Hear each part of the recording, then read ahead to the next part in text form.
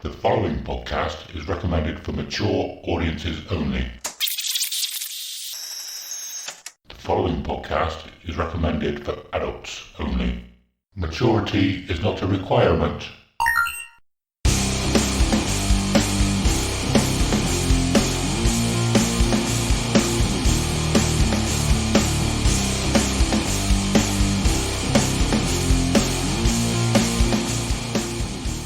Hello and welcome to episode 3 of Dear Download, a podcast where we get to share our most intimate and treasured memories of Download Festival. We'll talk about each year, the bands we saw, the bands we missed, and everything else noteworthy that happened across the weekend. Also, we'll touch on any news, other festivals, and the music industry past, present and future. I'm Adam and I'm here with Simon. Hello, hello, hello. Hello, good day. I was expecting you to say good day, sir. I was mixing it up because I didn't want to say good day, sir, 3 times in a row, so. Good. How you doing? Yeah, I'm good, man. Cool. So, what have you been up to since we last spoke? I have been crying into a cup and drinking my own tears. Yeah. We won't stay on this too long, but yeah, obviously England lost in the final, but I'm only joking. I was happy that we got to a final, and that was fine. I went camping for 2 days in North Leach in Gloucestershire with loads of mates, and it was banging. And I still hurt from just 2 days of drinking, so I don't know what I'm going to do at Download next year. Cool. But apart from that, nothing much, mate. What about you? Yeah. Well, I got a couple of things to talk about here. We're recording on a Monday because we didn't want to record. We normally record Sundays, don't we? But there was a final yesterday. Yeah. I normally play D&D on Mondays. Luckily, we're not doing it this week. But a couple of weeks ago, have you ever played D&D at all, or ever wanted Never. to? Yeah. I've wanted to. I mean, it always seemed awesome, but I never knew anyone that played it, so I just was completely out of the loop. Well, I've only been playing. We were probably playing about 2 years, playing for about 2 years before the pandemic hit. We just happened to have a few of us that worked together that wanted to play, and a DM that worked with us was like, "Yeah, I know what I'm doing," and he's awesome. But a couple of weeks ago, one of our guys' characters died, and we're in a bad place, and we haven't played since. And it's horrible just waiting to find out what's going to happen. Obviously, like I said, we're not playing this week. I don't know if we'll be able to play next week. It was left on a massive cliffhanger, and now it's more like 127 hours now. It's like not. It's just sat there waiting. It's like, oh, are we going to get back to it? It's like you've finished a really good Netflix season, and you're not going to know what's going to happen until the first episode of the next one. Yeah. It's a giant gap, and you're like, no, I want to know what happens. Yeah. But waiting to get back to that. Nice. Another Another thing, I have to throw away my favourite pair of shorts. Wow. I know. This will lead into something else. I've just got, it's a sort of three-quarter length pair of Billabong jeans, they are. And I got a massive rip in one of the knees. And I know that can be fashion sometimes now, but I can't carry on wearing them. I've had them for a good 10 years. They've had a good innings. 10 years? Yeah. Yeah, that's a long time. They've been coming to Download with me a lot as well because, they're resilient, It's good. Trusted. Yeah. But, I think I have to throw them away now. But I have been up into the attic to try and look for all my old Download stuff, my old Iron Maiden t-shirts. I must have had about 20 Iron Maiden t-shirts, and I can't find them. I think I threw them away. What? I know. I can't believe it either. Are you sure? Are you sure they're not just hiding? Have you had a thorough check, or was it a quick check? It was a thorough check in the attic. There's one cupboard in the house that I haven't checked. But I don't think they're going to be in there. I think I have thrown them away. And now I'm absolutely gutted. I am a hoarder. I'm a hoarder for that very reason. I always regret throwing things away. So what kind of How long ago do you think this was? Is this like years ago you threw them away, or you threw them away like? Only probably 3 to 4 years ago. I don't know why I didn't put them in the attic. We got loads of space up there. Yeah, wow. Who knows? I've done that before, dude. You're like, I'm never going to need it. I don't care. Just because you're not in the mood for whatever it is.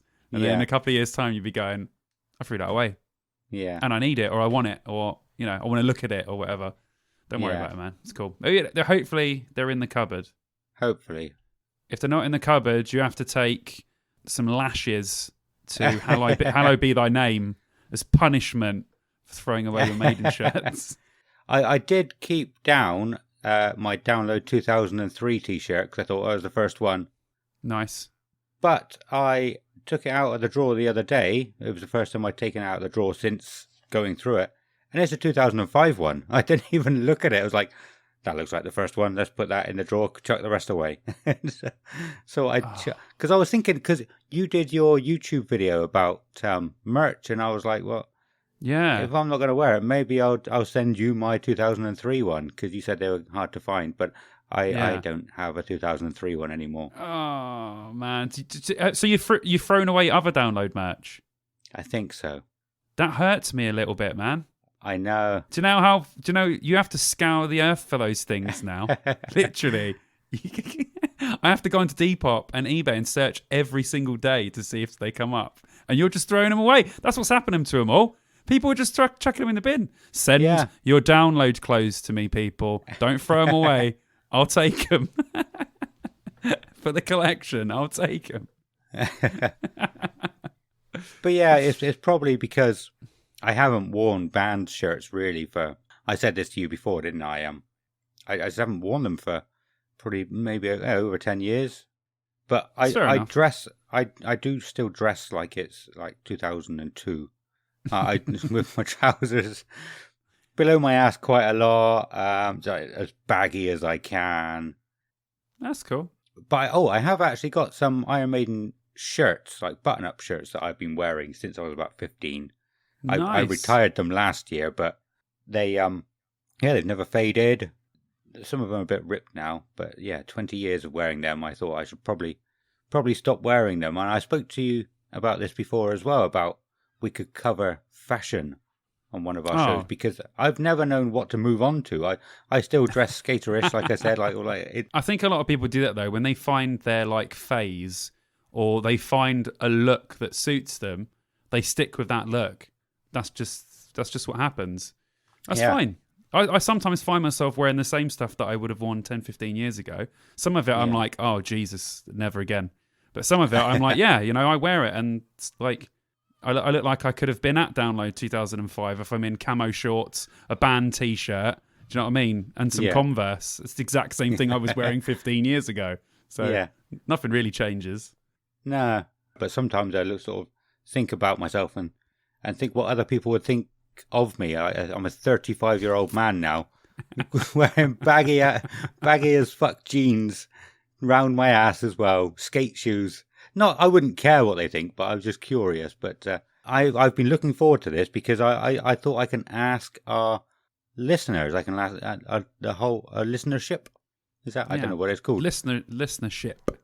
So I thought I can say, look, hey listeners, what are you wearing?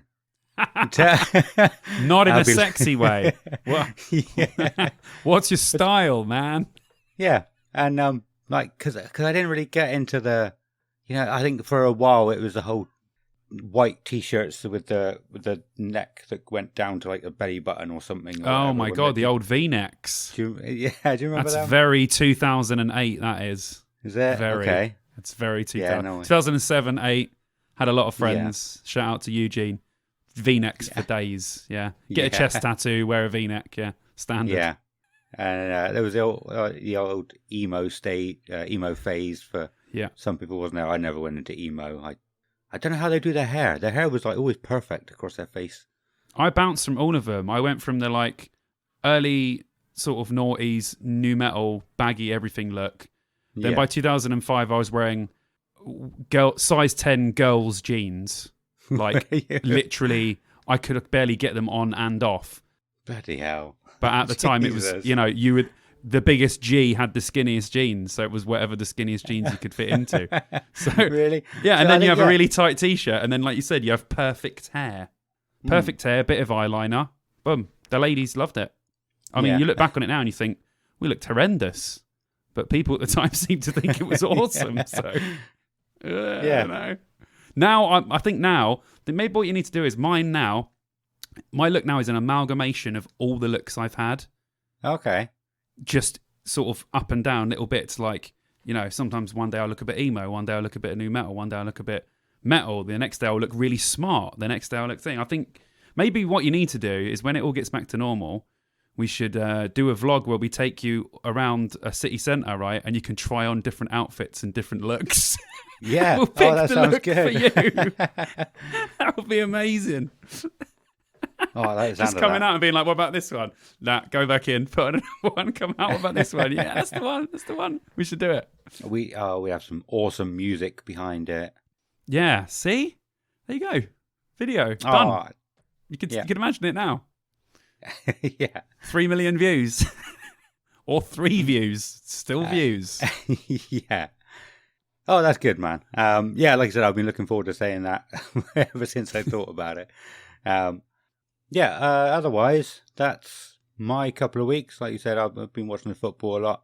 A little bit unorganised with this episode because of the football.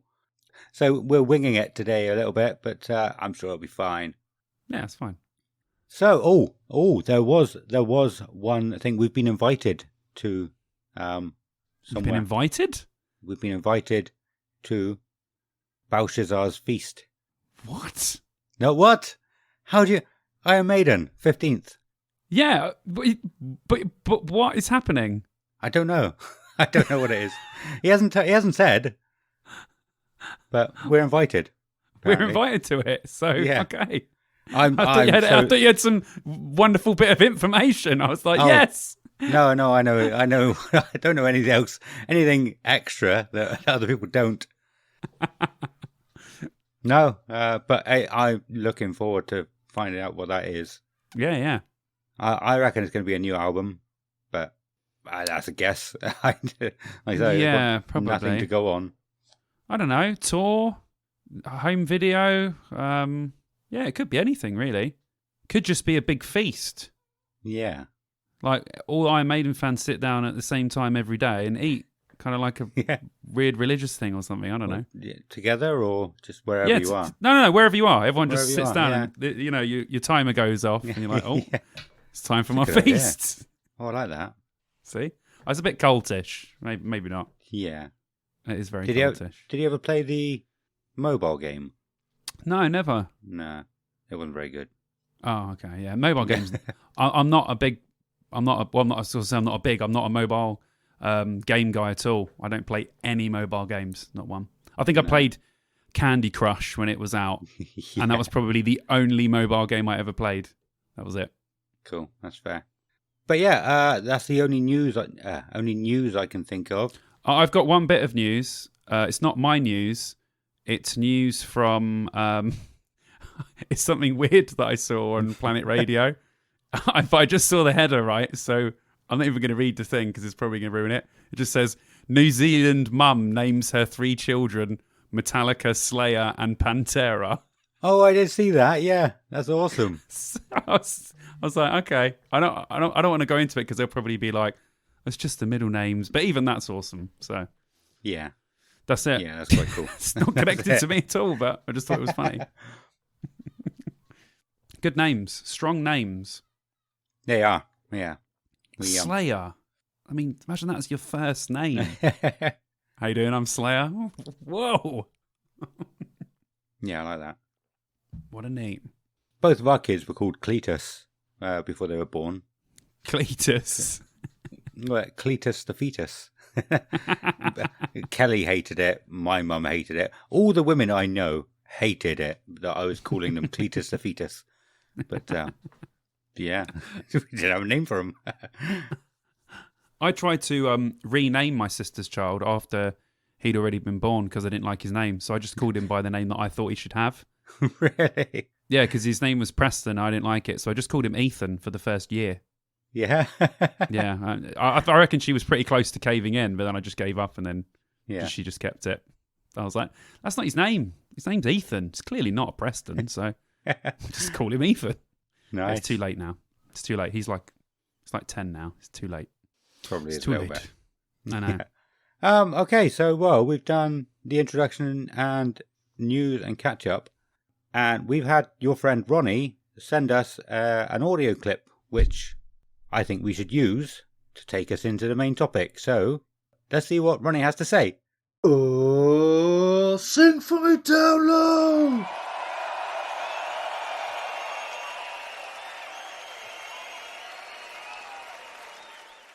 Cool. So we said this week we were going to talk about Download 2003. Hells yeah. I still don't have many memories about it. I've probably said half of them on the previous 2 episodes, but I mean I've done some digging on the old website through Wayback Machine.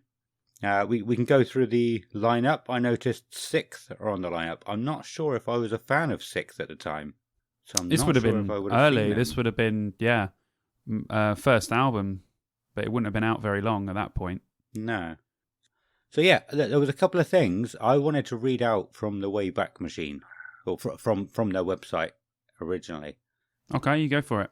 So they did have, it was called a desktop dog. And I assume it was like, do you remember the little paperclip you got with, was it Office or something like that? Yeah, and he yeah, would yeah. just go around the screen and do his own thing, basically. I think the download dog, the desktop dog, was the same as that. That would have been cool though. Back then, that would have been awesome because you would have been like, "This is sick." It's like a little dog doing random stuff on your desktop. Yeah. Back then, that would have been amazing. Yeah. I want to read it to you because it's quite. I think it's quite funny. Go on. The desktop dog is very small and won't affect the performance of your computer. In fact, desktop dog is very well trained. He should take around 5 minutes to download on a 56k modem. So go pour yourself a JD and Coke now. 56k modem. That's insane. I love it. It took me a couple of love seconds to download it.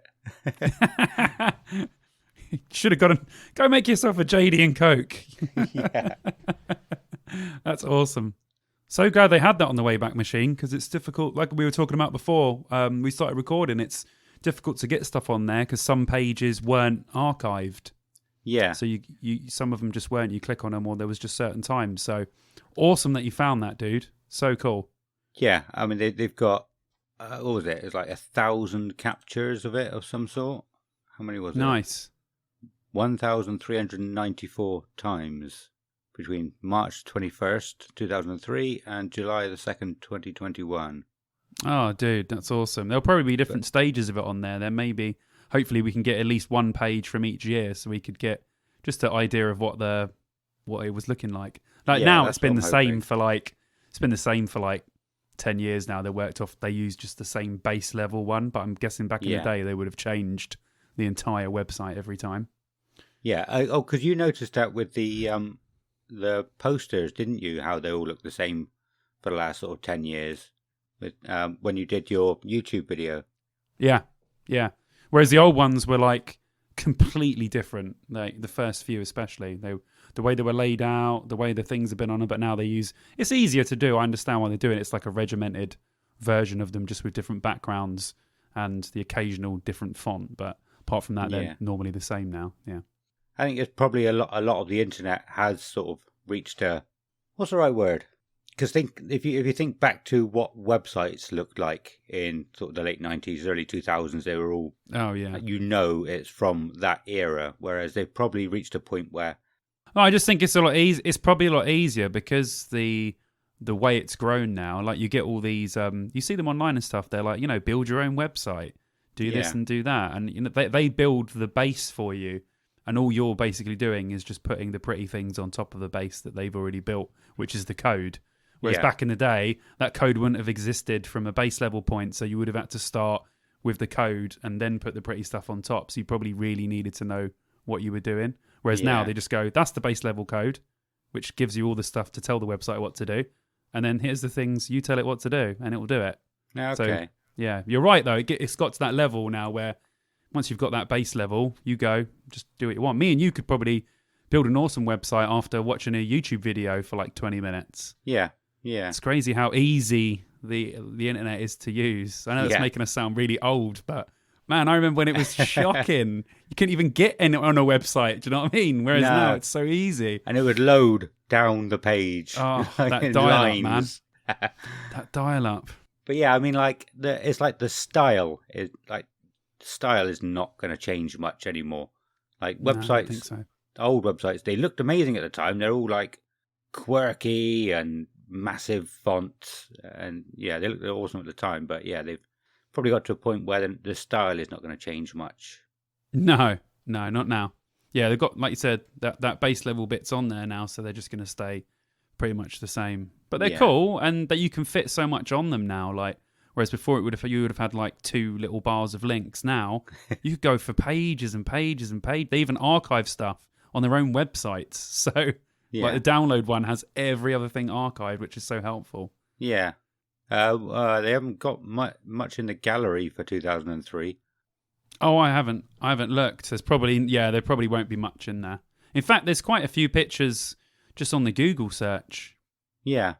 Better off just doing that rather than them doing it. But they've got the lineup on there, and it just says like a little description of what happened. So yeah, I guess that's all they need. Yeah. Well, we should probably go through the lineup and have a look Well, I at was it going to and say see to you before, I want to ask you a question about 2003, because obviously you said it. Well, it was your first download. Yeah. How and why did you go to your first download? Well, it's because I think I'd said briefly before that it was my friend's brother who took me up to the first download. Well, he took us to Ozfest 2002. I don't know why he took us to that, because we would have been like 15, 16 at that point. I wouldn't want to take a 15, 16-year-old now. It'd be a pain in the ass. Yeah, they really would. But no, it was cool. My friend didn't want to come. I don't know if he even asked Mark. So yeah, the guy who took me, his name was Scott. And yesterday I actually got in contact with him and said, look, I'm doing a podcast about this now. I've been every year. You're basically the guy who started it. I've not spoken to him in probably close to 20 years now. Like obviously since, probably not long after we came back. You know, I saw him about, but I was never really close friends with him. Yeah. So, it was cool. And I said it would be awesome to actually have you on. It wasn't the intention of getting in touch with him. I was going to see if I can pick his brain to remember stuff. Remember anything. To remember any more stuff. But after a couple of messages, I thought, you know, if he's comfortable with it, then I could get him on sometime. So I'm just waiting to have a bit more of a chat with him. Oh, that'd be cool, man. Yeah. That would be nice. He probably remembers more than I do. Oh, that's cool. That's good. I like that. Yeah, and it's cool that you were so young as well, and then you got to go, because like it's just awesome. Yeah, and like I said, when we got there wasn't a queue. There wasn't a because everyone knows exactly where you're supposed to go now. I don't even know where it was, because I am quite familiar with the whole of the site now. I know pretty much where I am all the time, but I don't know if I remember where that was. Where they came in. I don't think I've seen it since. But did you know that Ozfest the year before had the second stage inside? Oh, really? Do you remember on the track about where the tyre was? There was a huge building on the left-hand side. Yeah, I remember it. Yeah, like a big sort of sheddy warehouse thing. Yeah, and the second stage was in there. What? Dude, I never knew that. So yeah, I suppose this was always going to come into it, because I think my memories of the two have got a bit mixed up as well. I've merged. Yeah, I remember we were watching System of a Down, I think, and it started raining on the main stage, so we went in and finished watching Kitty. Nice. And then El Nino played after that, and then 100 Reasons headlined the second stage. That was awesome. And then I think we went back out to see Ozzy outside. That is very 2002. Yeah. And then obviously with Download, the second stage, they moved it round to the back of the main stage, didn't they? That you had to go around Yeah. the side of the stage, which was weird. Was it the big? Was it still the big tent then? Big outdoor Yes. big tent. Yeah. Okay. Yeah. I 'cause think obviously I think it was. they Yeah, kept it must that have been. for a long time. Yeah. I still miss the second stage being in the tent. I said that to people before. I know the main stage is second stage is great now, but Yeah. the atmosphere. I can understand why, because people just couldn't get in because it was only a certain size. Yeah. But some of those gigs on that second stage, unreal. Yeah. I think I said before, I saw, it was that year, I saw Dream Theater in 2007 in that tent, and we just sat at the back, and it was amazing. Yeah. Yeah, Sound so- in there was bless. It was amazing. Yeah. Also, I was going to say to you as well, just quickly, because you weren't. I read this earlier. There was this guy's like blog from 2003.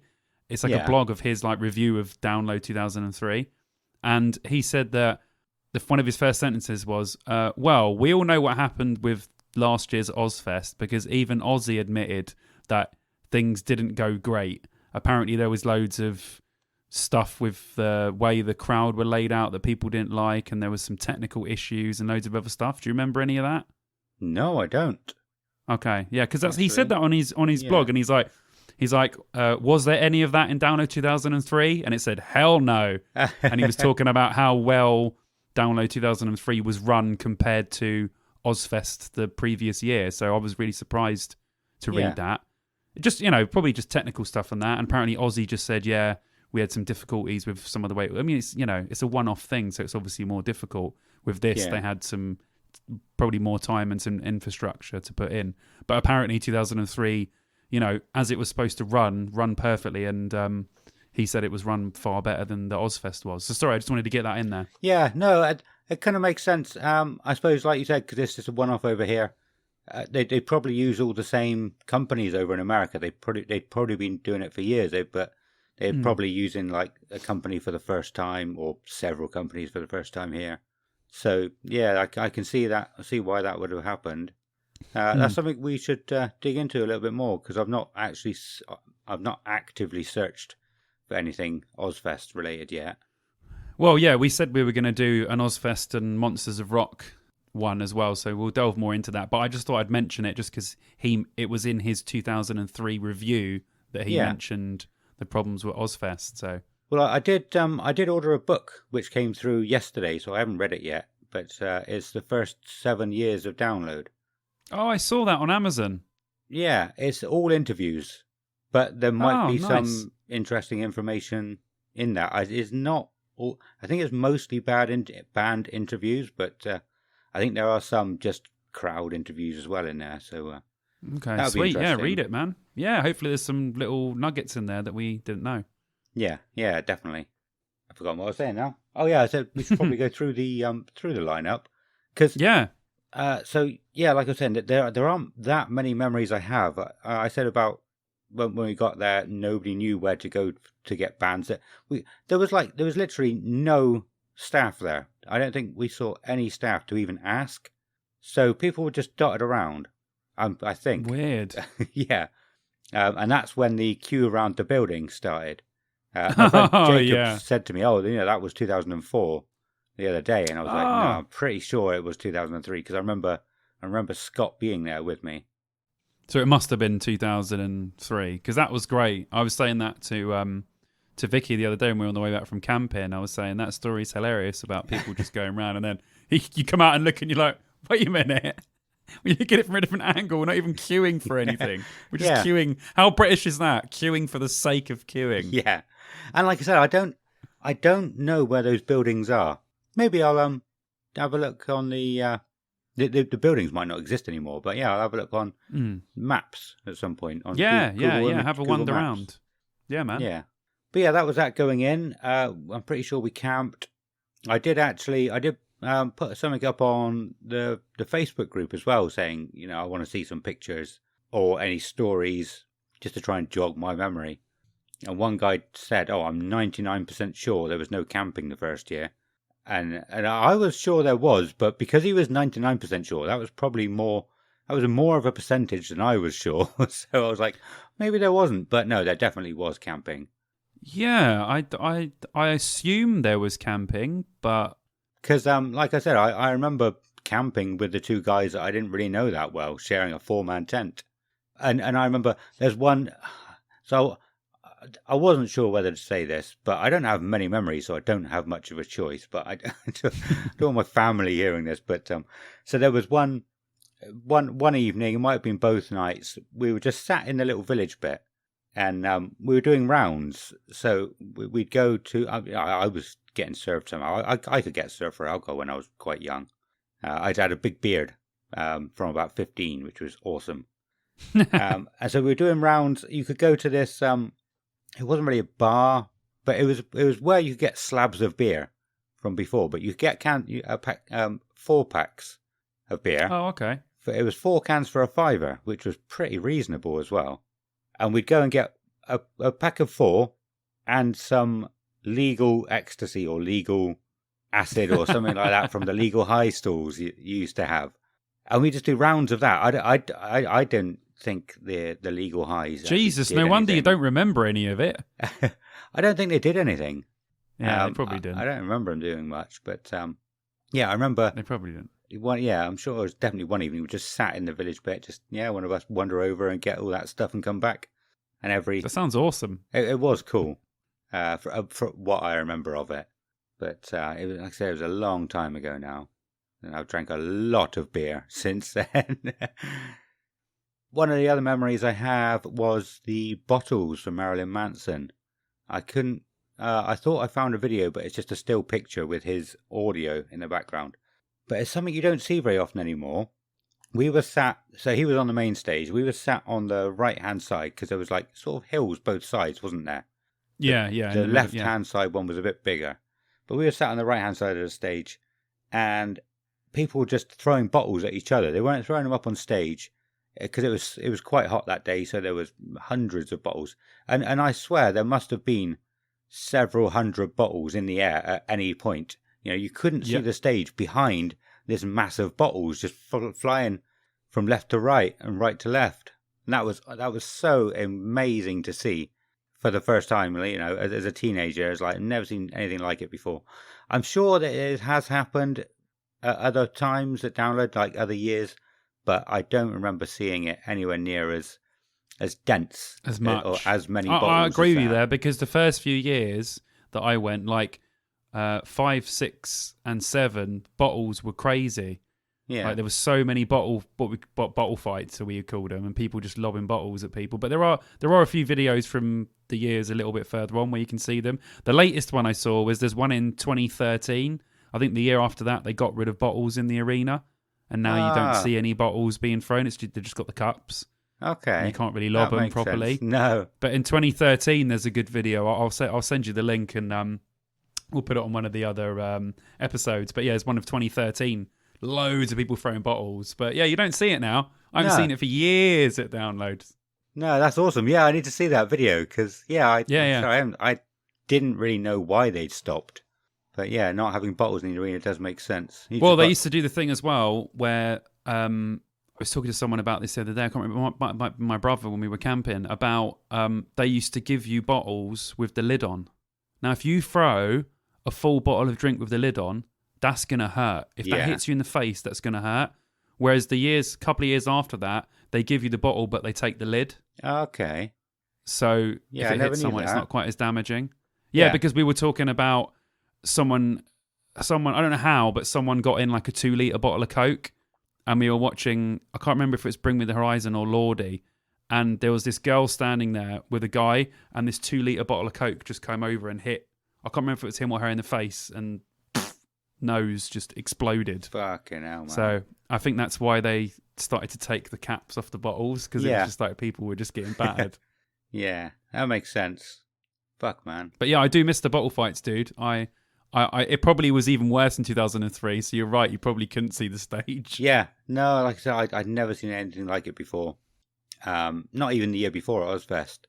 And yeah, I can't. I think I enjoyed Marilyn Manson. I can't really remember much about him. I wasn't the biggest fan of his at the time. Anyway, obviously he had the big songs that everyone liked. Yeah. But yeah, like I said, I'm pretty sure the only other memory I have after that is the just sat watching Evanescence when people running past go into Metallica. Oh, and I have got. I did say to you, I have got a guy lined up to come on to talk about that Metallica set. Yeah. I can't wait for that.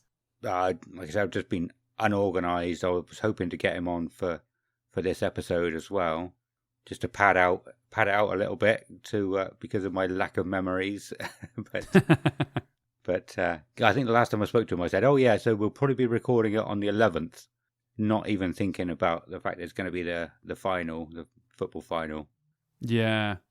I have to speak to him again and say, right, maybe next Sunday. Yeah, we'll do a little bit piece, little catch up with someone who can actually remember it. Yeah, that'd be awesome.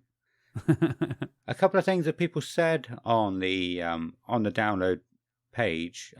I didn't ask with the intention to use their stories, but some of them are quite cool. I don't remember them, so I thought I'll say them anyway. Apparently, Audio Slave, there was a massive thunderstorm during their set, and it just looked awesome. Just lightning going around not around the stage, but in the background. Yeah. So I do need to check out a video of them and see if I can see it. Nice. At some point. After they said that, I was like, I don't remember that. Maybe we didn't stay to see them. I don't know.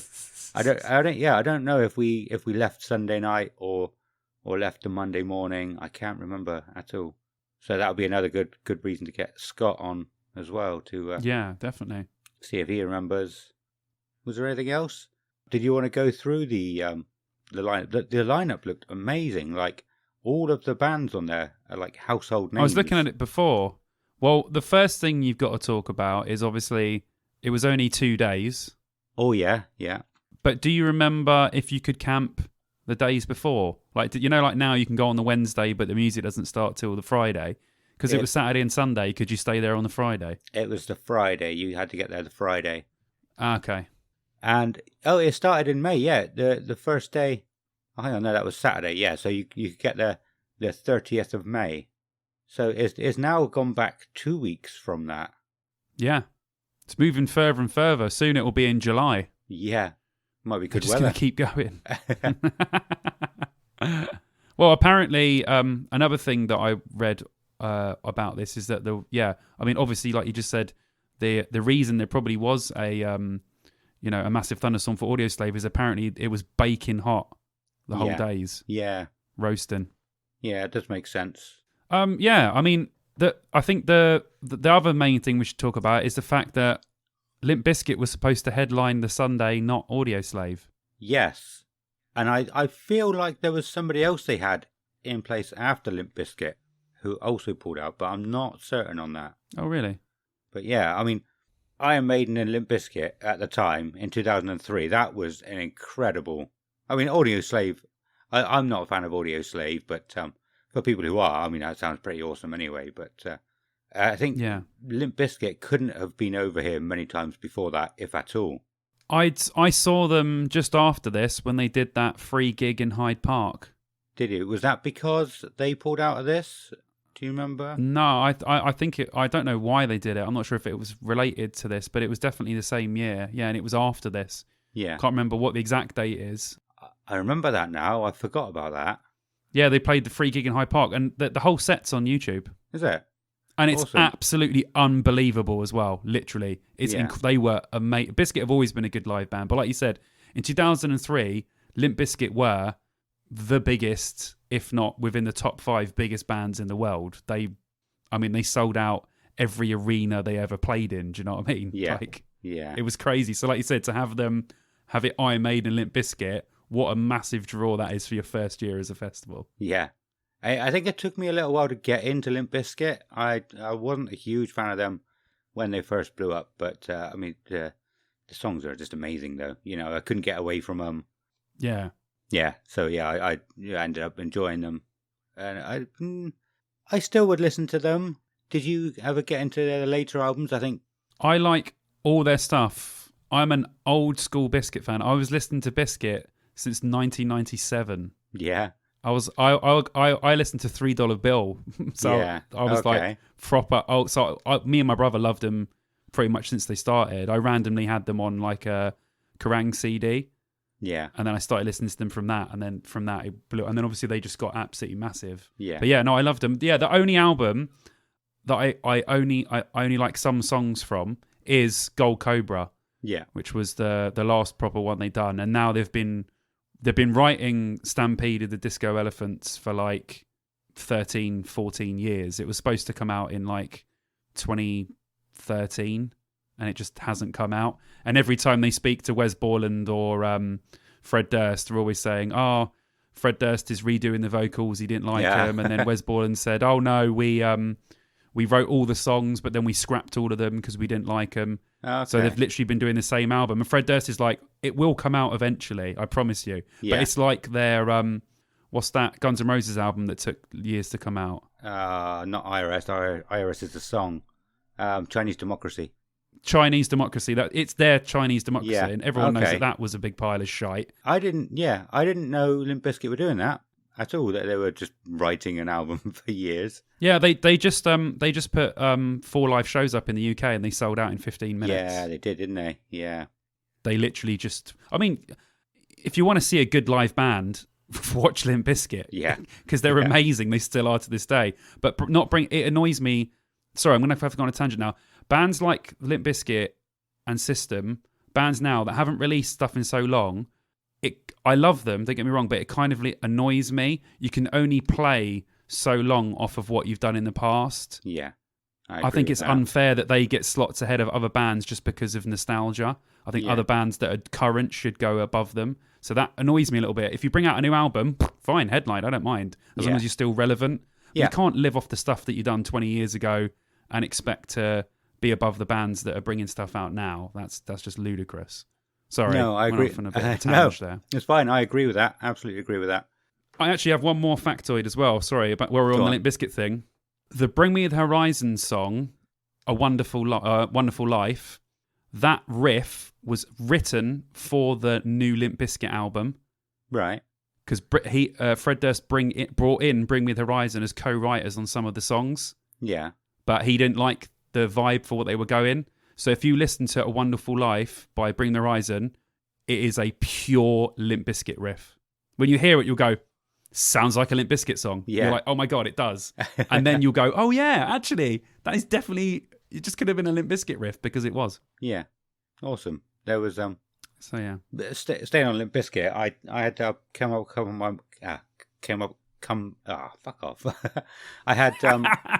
I had come up on my memories on Facebook a couple of weeks back now, just basically saying, intro, bruh. Really? Is that what you're going with? Because that's what the intro for King Gold. You said Gold Cobra. Golden Cobra was. Yeah, it's ridiculous. Intro. Yeah, that album is not good. I don't think I listened to that. I did quite enjoy a couple of the songs for. Is it The Unquestionable Truth Part 1? Yeah, that's good. That's good. Yeah. Some big tunes on there. Yeah. The Truth is sick. There's a couple of others on it that are really good. Yeah, I think that was my favourite. I was like, yeah, this is such a good song. Why can't the rest be this good? Yeah. If you listen to it again now, it's actually pretty decent. Is it? All the way through. Yeah, it's actually quite good. Awesome. They tried something a little bit different, and obviously it didn't blow up like the rest of their albums, but it's actually stands up really well. Yeah. We've gone massively off topic, but sorry. Well, no, fine. not really. We were talking about Limp Bizkit. I was about to take it further off topic. That's why I'm saying that. Do we have to reel back? Yeah, Reel back. that's fine. There's not much. Oh no, but I mean, we've probably talked quite a bit about 2003, but my music enlightenment is going all right. Yeah. The first band I thought I'd listen to that was sort of out of my comfort zone. I'd heard you talk about them a lot. Sleep Token. Yes. Yeah, I heard you talk about them loads, and I was like, yes, this is going to be glorious. This is going to be, we're going to fall in love over Sleep Token. And but it wasn't my thing. I tried them out. No? It wasn't really my thing. Okay. They are a bit different to everything else Yeah. out at the moment. They're very strange. Yeah, I wasn't expecting them to be. They're a bit doom metal. I know you're a fan of Paradise Lost now. Yeah. And they are similar. I know Paradise Lost were always classed as doom metal, weren't they? Yeah. Doomy bands. Yeah. Yeah, they are because it's kind of weird. The reason I liked Sleep Token was just the weird things in music where they're these beautiful, singing all these lovely high beautiful notes and it's all dreamy, and then all of a sudden it's just horrible 7-string down tune drop G disgustingness. So I liked just the balance in that, just like one to the other, switch back up. Yeah. I just thought it was great. But the thing about it is, I didn't fall in love with Sleep Token properly until I saw them live. Yeah. So maybe, they're on next year's download, so maybe we need to go watch them together and see if we can awaken your soul to the Sleep Token. Awaken my soul. Yeah, because all you say to them is, they're so weird, aren't they? They tell you, they don't call them gigs, they call them ceremonies. Oh, really? And all the Okay. fans just say worship. Yeah. All their stuff says worship on it. No one knows who they are. They wear masks. They don't speak during the songs. They don't speak between the songs. You never hear them talk. They just walk off. They come on. They play the gig. They just walk off stage. That's it. They are Okay. literally really weird band, but Yeah, in I a great didn't know way.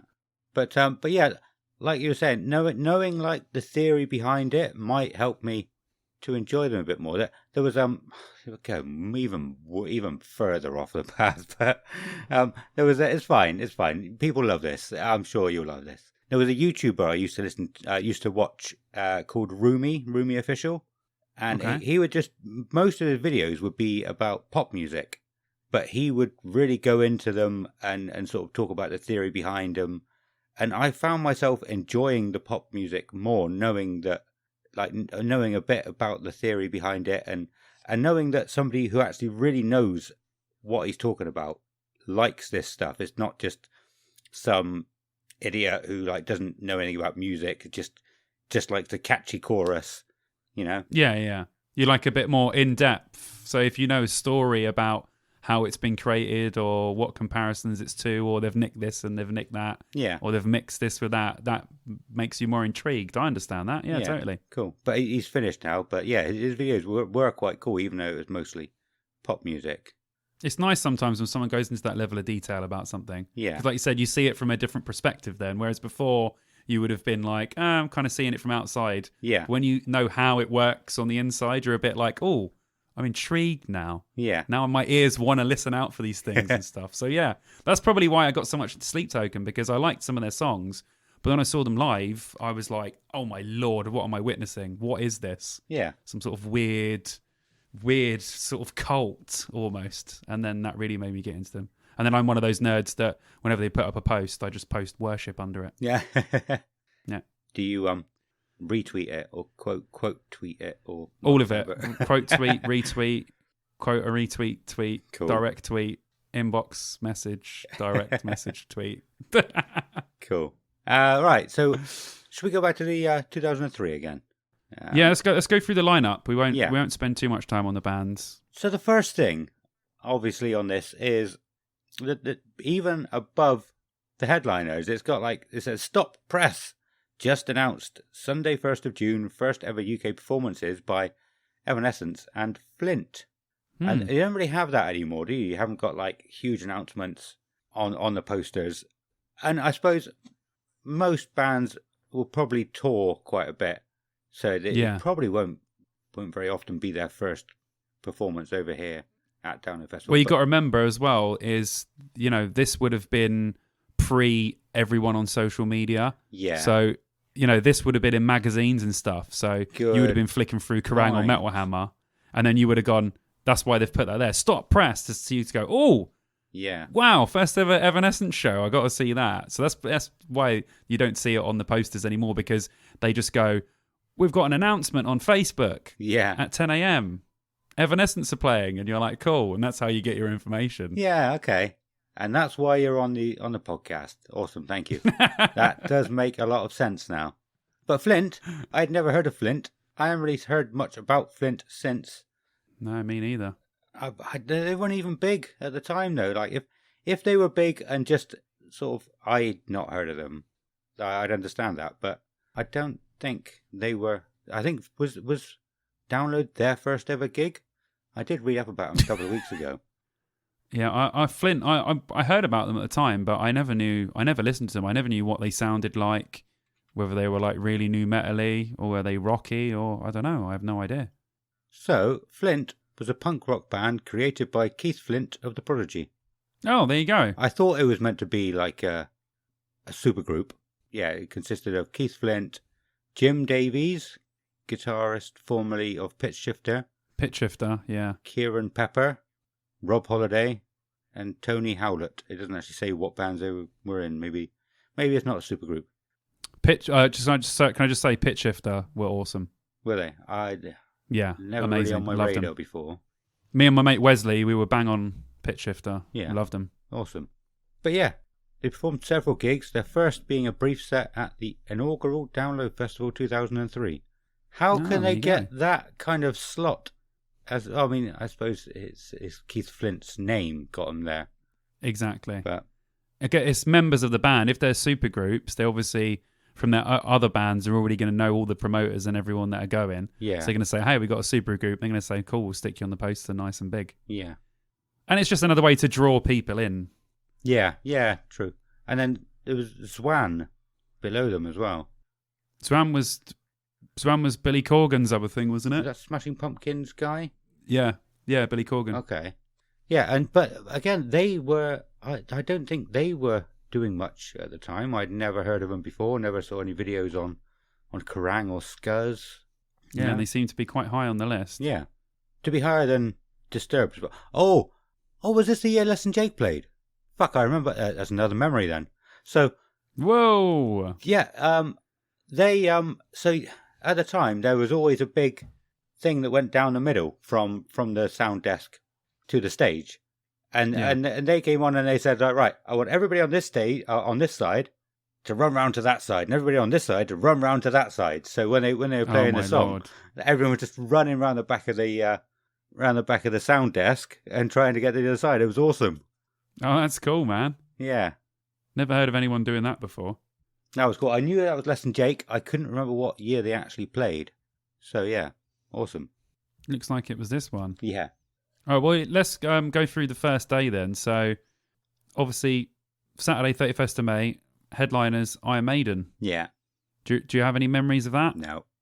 Not at all. Not a single one. It was Maiden. It was 2003, so it would have been Dance of Death. That's what I'm thinking. So I think I probably do remember little bits of it because I love that album. Yeah, it's good. But I haven't seen them on YouTube actually. I've seen lots of other band sets. I should probably search for them specifically. Maiden, yeah, Maiden are so big, someone might have filmed it at some point. But yeah. I saw them this year. I saw them with Funeral for a Friend at Earl's Court. Would have been later in the year. Would have been like November time. I saw them on that tour as well. Yeah, where was would have that? been. It was later in the year than this. It wasn't earlier. Yeah. But yeah, obviously I lived in London at the time, so it was Earl's Court for us. Yeah. They probably played Hammersmith. I think we went to watch them at Hammersmith quite a bit. Well, not quite a bit. Yeah, a couple of times. I went with my brother. We were talking about it when we were camping. I was like, do you remember Maiden and Funeral? He's like, yeah, what a gig. I was like, I know. Amazing. Yeah. And then we got Manson, obviously, which you've already talked about. Yeah. Bottles. I think he was quite good. He can be hit or miss, can't he? The last time I saw him at Download, I don't think he was very good. This is the thing, right? This is the annoying thing. I'd seen Manson. I've always been a big Manson fan, and he was amazing. And then in Download 2007, I was like, everyone come and watch Manson because he's unbelievable live. It was so shit. Yeah. It was terrible. And I was like, oh no, now everyone's going to think he's crap live because before that, it was unreal. But I don't know. He's a troubled man. So yeah, we'll stay out of that subject. But look, I mean, even if you look at the top three, right? Maiden, Manson, Deftones. That's enough to draw, I mean, thousands of people anyway, just on those three. They don't even need to include the other bands. I mean, that gig alone would draw, especially in 2003, my God. And this would have been Deftones, which is an incredible album. So that's awesome. Did you watch Deftones? Are you a Deftones guy? I'm not a big Deftones fan. I'm pretty sure I saw them, though. But yeah, it wasn't my thing. I wasn't too impressed. But like I said, because it's not my kind of music. Wasn't your cup of tea? Yeah. Okay, that's cool. That's a better way to put it. Yeah, not my cup of tea. Yeah, that's fair enough. We've talked about that before, haven't we? Like how people shouldn't hate on stuff. If it's not your cup of tea, it's not your cup of tea. Yeah, no worries. But at least I was actually there watching and not sat at the tent. Yes, or throwing things. Yeah, which is good. Ministry. I don't remember much about Ministry, generally. They've been on my sort of radar because I'm kind of into my gothy kind of stuff. And I think that's what Ministry fall into. Right. So they've always been, I think I've heard, in playlists, I've listened to a few songs have been like, that's really good. But I've never dove in to actually get a whole thing of Ministry. But I've heard people talking about them over the years, saying they're excellent. So maybe I'm going to add them to one of my lists. Cool. A name that, I certainly don't hear anymore, which is quite big on there, is Real Big Fish. Yeah. I only knew a couple of their songs, and they do a couple of covers. That Take On Me cover was the one that used to get played the most. Yeah, I remember that. Well, they obviously did a lot of the music for one of the best films in the history. Wait a minute. We'll say it at the same time if it's going to be the same movie. Ready? We'll say it on 3. Okay. After 3. 1, 2, 3, then go. Okay. 1, 2, 3. Basketball. Yes. Oh, it's such a good film. Oh, so good. Good. I'm glad you like that as well. I've still got to show that to the missus. I'm not sure how she's going to take to that one. I think I showed it to Kelly. It was around the start of the first lockdown. I think she'd never seen it, so I put it on one afternoon. I was like, I think I saw it on Netflix or something, and I was like, I have to watch this again. Did she like it? Yeah. Oh, it's amazing. Oh, did she like it? I think she did. Good. Yeah, I think she did. Not as much as like anybody who watched it at the time. She doesn't really like some types of humour. She doesn't like slapstick, which is ridiculous. Yeah, I think my missus is the same as well. I'm not sure how she'll take it because it's weird. She laughs at some stuff, and I'm like, "But it wasn't even funny." And then when I'm like absolutely pissing myself, and she's just sitting completely still, I'm like, "Oh, forget it, forget it." But yeah, dude, great film. Yeah, I'm gonna have to watch that again soon and remind myself. Where were we? Real Big Fish. Oh yeah, In Me, who were obviously just getting big at the time. I was a big In Me fan at the time, so were all my mates. Were you? Yeah, I liked a couple of songs, but not. I never really had the albums or anything. Underdose. Yeah, awesome song. Big. Yeah, they got some great tunes. Even their later albums had some good stuff on them. Murder Dolls, obviously Joey's band. I was a massive fan of their first album. Was I Wicked a fan album. Before download? I can't remember. I'm sure would I have seen them? I don't remember seeing them. So maybe I got into their album after. That does happen sometimes. I look back at old downloads and I think, oh man, why didn't I see them? Yeah. But if you're not a fan at the time, you're just not going to go and see them, are you? No. But yeah, Murder Dolls, that would have been a prime time to see them. That would have been great. Yeah. What else we got? Taproot. Were you a Taproot guy? I like Poem. I wanted to get into them because they're in the same sort of ilk as Spine Shank, and I love Spine Shank. Who's the other one? There's one other one at the time. Oh, can't remember. Maybe just Spine Shank. Yeah. No, Taproot are great. Their first album's unbelievable. Not the one with Poem on it. I'm not actually too keen on that one. I think the first one is great. That's the only one I tried. So maybe I'll try. Yeah, I'll try the first one before that tomorrow. If it's I think the first one as an album is way better. Yeah. The other one, the Blue Sky something, I can't remember what it's called, but that one, I didn't like it that much. Okay. Him. I'm a big Vil Vallo guy. Are you? Absolutely love him. Yeah. Right from the beginning, right up to now, love him. Yeah. Cool. Again, some of the songs I liked. I never owned any albums, but I did like probably most of their singles, so I probably saw them. Yeah, good. They released a lot of good stuff. Reef, another good band. Like they had some huge singles, man, massive hits. They were great. Soil, obviously awesome. That would have been with the original singer as well. Yeah, is that the little guy? The small. Yeah.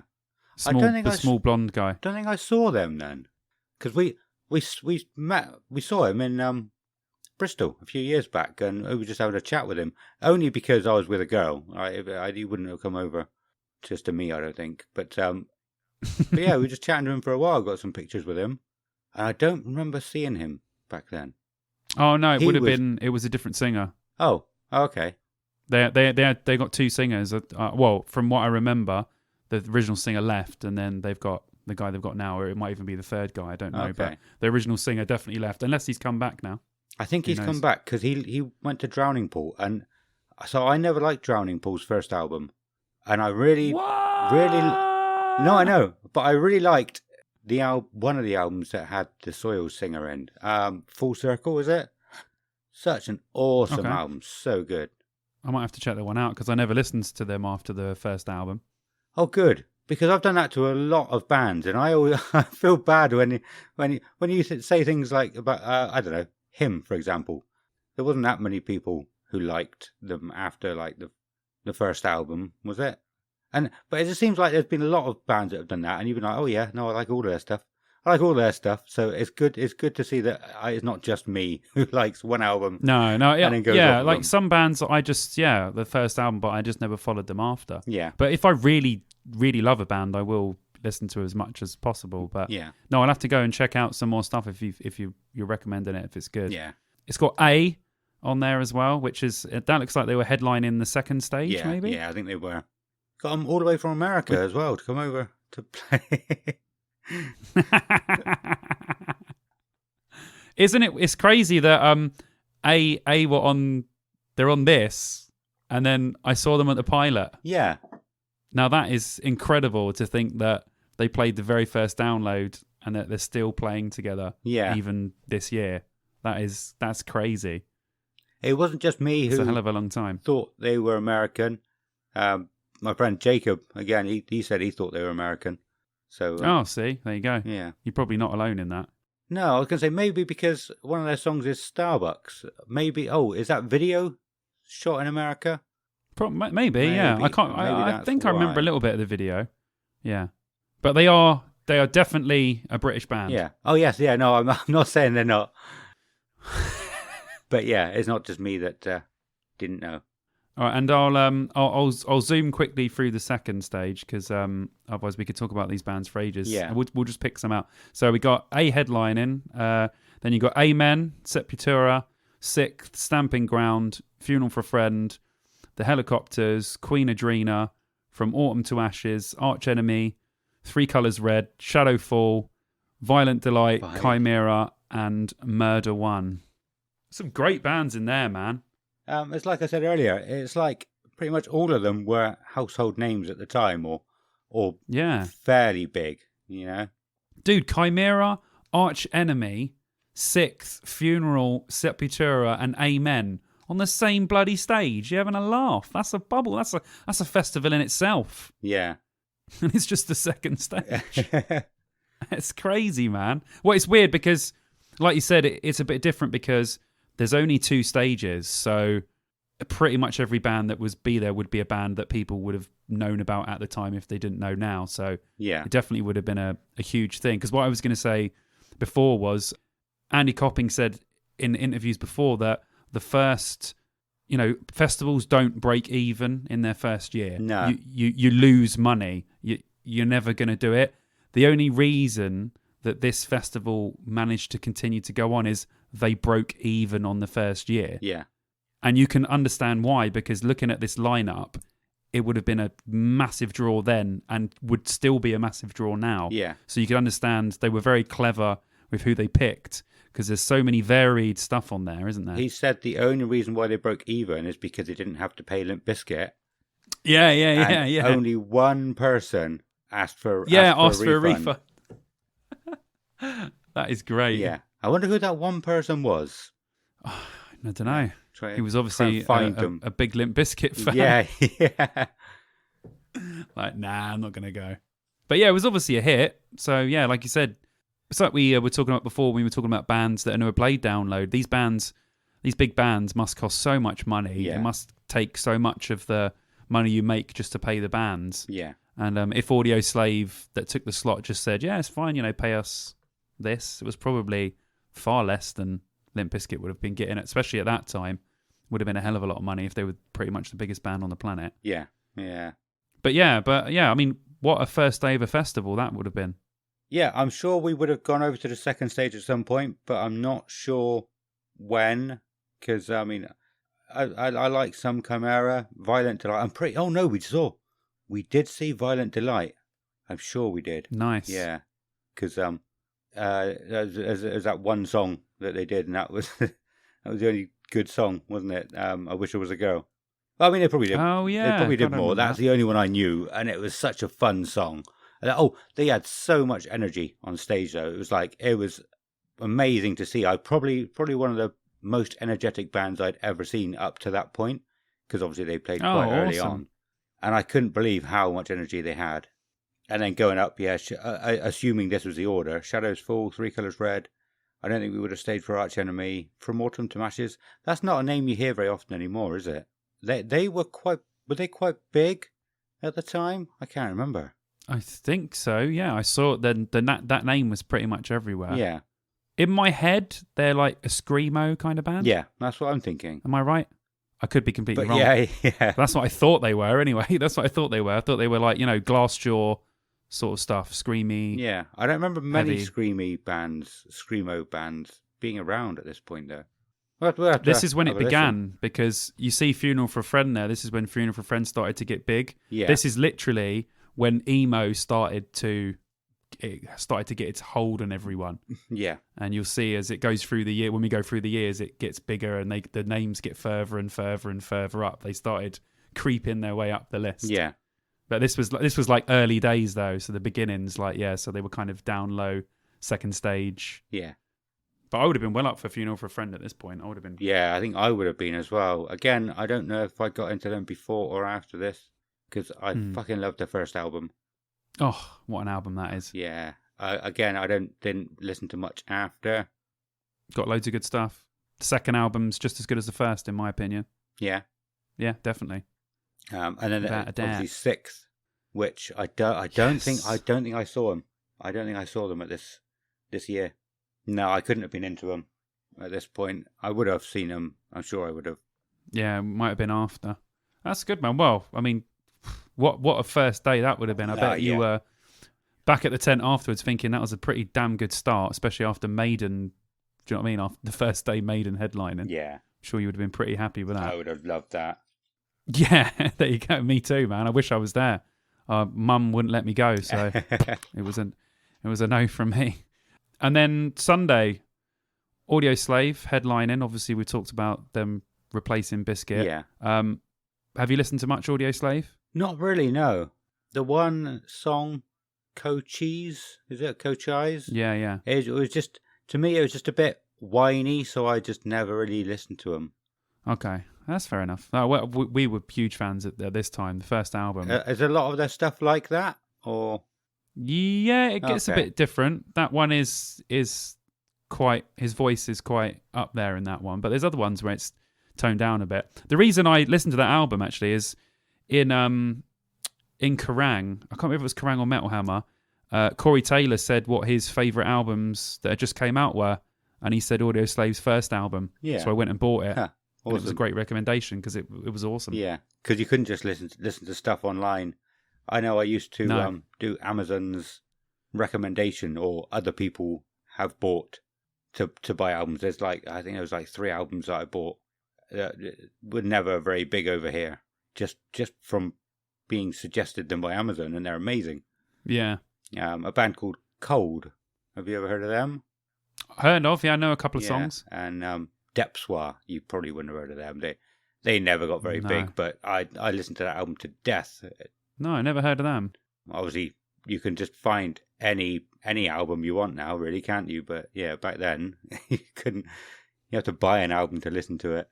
Now we're treated. There's not enough time in the day to listen to all these bands. No. I wish I could just sit there and listen to music, but unfortunately we've got to earn some money as well. Yeah, Pay the bills. So Zwan as well that we talked about. Less Than Jake, Less Than Jake, like you they said, you were had met some a memories lot from. of fun. Yeah, Disturbed before that. Any memories from that? Were you a Disturbed fan back I then? was. Again, that's going to be one of the bands. I'm gonna say it's a lot. That I loved the first album. Never listened to any more. Trivium were the same. I never listened to any more Trivium. I don't know why. I don't know why I do it. But There's a lot of good Yeah. Disturbed albums. Yeah, the first 3 Disturbed albums. The first one, The Sickness. Yeah. Then the second one, and the third. Is it the third one or the fourth one? 10,000 Fists. That's my favourite. Yeah. I think I owned that. Yeah, I did own that, but I just couldn't get into it. really good. Oh man, okay. Well, yeah, they've got great stuff. Even their last couple have been really good. they're quite consistent. I think Yeah. Disturbed. Okay. There's a lot of you can always pick some 5 or 6 really good songs from an album. So Yeah. but yeah, that would have been great. And then Stone Sour, which I've seen clips from on YouTube, Yeah. and they sounded quite awesome. And I guess this would have been one of the first times Corey would have played with Stone Sour unmasked to a proper big audience, but in 2003 it was still quite early days for Slipknot. I was thinking the same, because I'm just trying to remember how many years they were going before people, or how many years the Slipknot were going before people had seen them unmasked. I thought it was a long time, but No, not really, because you think about it. First album was 99. yeah. And they were playing with unmasked with Stone Sour and Murder Dolls in 2003. Yeah. So it didn't take long. No, but it felt like a long, long time at the time. I think years felt a bit slower then. As we're getting closer to death, they seem to be getting faster. But yeah. So yeah, because if you look in the videos, Corey's got his old, long, blonde, curly hair, Yeah. which he had for quite a while. I remember the Soulfly Jump the Fuck Up video where it had, and that was early. That was in 2001, but they didn't show Corey's face.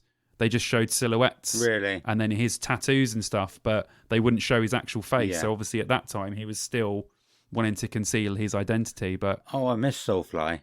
yeah, they're great band. I didn't really listen to many of their any of their albums, but they were one of my friend's favourite bands. So yeah, I listened to them a bit through him. Yeah, Love I Soulfly. saw them live a few times. Yeah, I do miss them. Yeah, awesome band, awesome. Yeah, I wish they would do some stuff again. I know they done some gigs a few years ago, but for some reason I didn't go because I'm obviously clearly an idiot. Stones. So Stones out. And then we got The Darkness, which obviously at the time would have been a massive draw because 2003 is when Permission to Land came out, which turned out to be one of the biggest albums of the year and that couple. I think I read on something, Wikipedia or something, that they hadn't actually got big yet through it. Maybe it had just come out and people hadn't taken much notice of it. That's why they were so far down. Okay. I don't. Yeah, because I was thinking they got huge off of that album, like massive instantly. Yeah. I think they suffered for that a few years after getting so big so quickly.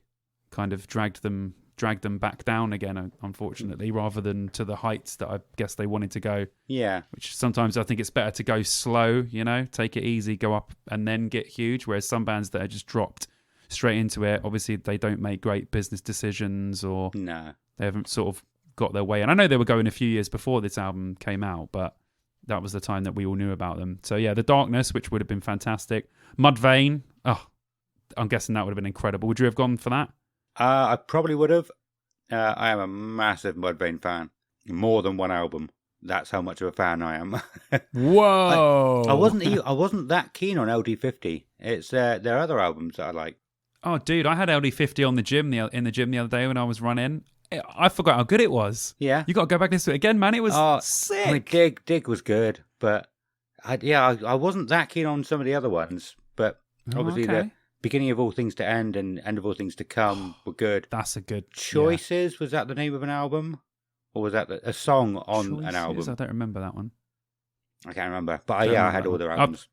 And Dig was my least favourite. Not Dig. LD50 was my least favourite. Wow. Okay. Yeah. I liked the second album, End of All Things to Come. And then I liked LD50 and that Lost and Found, the one that had Happy on it as well. That's the one that had Choices. Yeah. Oh, that was I think that's probably my favourite one.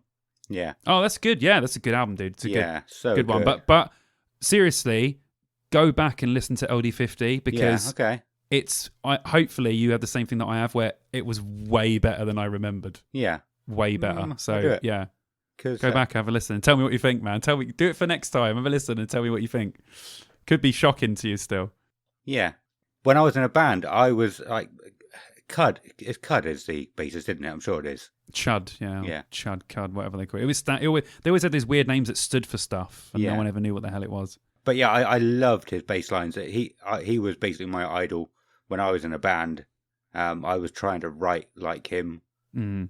Just doing my own things, not following the guitar, but doing stuff that sounded good as well. I do like Mudvayne. I'm going to listen to Mudvayne. Badass bass player. He was a badass bass player, man. Yeah. Playing that slap bass. Oh, it's just amazing. Yeah. Incredible. I used to slap it. I didn't know how to slap at the time, but I used to slap it and fucked it up. I was never taught how to do it, so I was just like slapping where the bridge is, and it was just making a horrible sound. Yeah. I think it's a bit of an art. I was not a very good bassist at the time. Slapping the bass. Just slap bass? Yeah, slap bass. Slapping the bass. Right, then we go... this is still main stage then. Yeah, so we had Mudvayne to No Effects, Boy Sets Fire, Bouncing Souls, who I don't remember. No. Strong Guy? Strong Guy. Let's have a look. Who the hell is that? Oh, Strung Out. Sorry. It looks like from here, Strong Guy. Does. I was like, what the hell is that? Well, the orange there, it just all blurs into one. Yeah, so word. Strung Out. Yeah. Okay. Thrice, Yeah. who I've heard of. Sponge, who I very much enjoyed at the time. Yeah. Okay, have you got the other list? Because I can't see anything below that. It's way too small. So the next one is TSOL. Hang on, what's that? It just came up. American. Sorry, Punk I know you Rock can't Band. see what we can see. So basically, the download picture is of. It looks like they've scanned in one of their own posters because the quality is so bad when you get down to the bottom bands, we can't actually read. But luckily, Ada's got Wikipedia up, so we're all right. TSOL. That's what it says. An American punk rock band formed in 1978, California. Oh, okay. All right. Never knew that. No, never heard of them. The Real Mackenzies. That's a band I heard of at the time. I don't know much by them. No, never. I don't even know. Never heard it at the time. I don't remember it. And the next one, what does it say on the poster? Can you Real Mackenzies? I can't even make it out. So tiny. But the next band so small, is Metallica. Yes. And so, hang on. Listen, Jake, Apocalyptica. Is that what it says? Okay, so there's some on the main stage we missed out. After Mudvayne was Spineshank, then The Darkness. Yeah, but on the poster, they've got the two bits the wrong way round. What two bits? So I was reading them thinking it was the main, the second stage. Okay. Yeah. Yeah, I think that is. Did No Effects? Yeah, No Effects headlined the second stage. Okay, there you go. So they just put that all in the the ones middle. we just mentioned were all the second stage bands. Yeah. Okay. So after Mudvayne, you had Spineshank, The Darkness, 1 Minute Silence, Raging Speedhorn, and Instruction, according to Wikipedia. Brand New. It says brand. I'm sure that's Brand New on the poster. Yeah. But it doesn't Brand say New. that on Wikipedia. And Chevelle. 80s Matchbox Beeline Disaster. Are they? That's a band name I always remember, but I never knew what they sounded like. But that's awesome. The 80s Matchbox Beeline Disaster. Yeah. What the hell was that all about? It's got Brand New on the Scuzz stage on Wikipedia. So yeah, let's just go on Wikipedia. They've muddled all this up on the poster's a mess. The poster is a mess. I mean, it looks like a mess anyway. It's got a big thing slapped across it that says Evanescence and Flint. Yeah. All the bottoms. It's just like we were talking about before. The posters. This poster is just a giant, and it's a horrible mess of colours as well. It's not a good poster. No. But thankfully, it was a good festival. Yeah. Because it doesn't actually say where Evanescence were on the bill. Where were they? No. So they were between Mudvayne and Stone Sour. Oh, okay. There you go. Yeah. So yeah, the second stage, the Scuzz stage, headlining was No Effects. I was never a fan, really. I didn't really know much of their stuff. Me neither. Boy Sets Fire. Don't know much about them. The Bouncing Souls.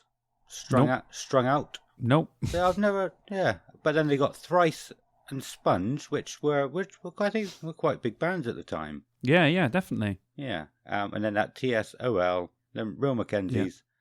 Then we get to Metallica, which it was so obvious, right? If you looked at, so apparently they gave them their own sort of, they gave Download Festival just a made up name to put on the poster, to put on the, I don't know if they had the lanyards then, but on like the stage times, whatever it was you could buy.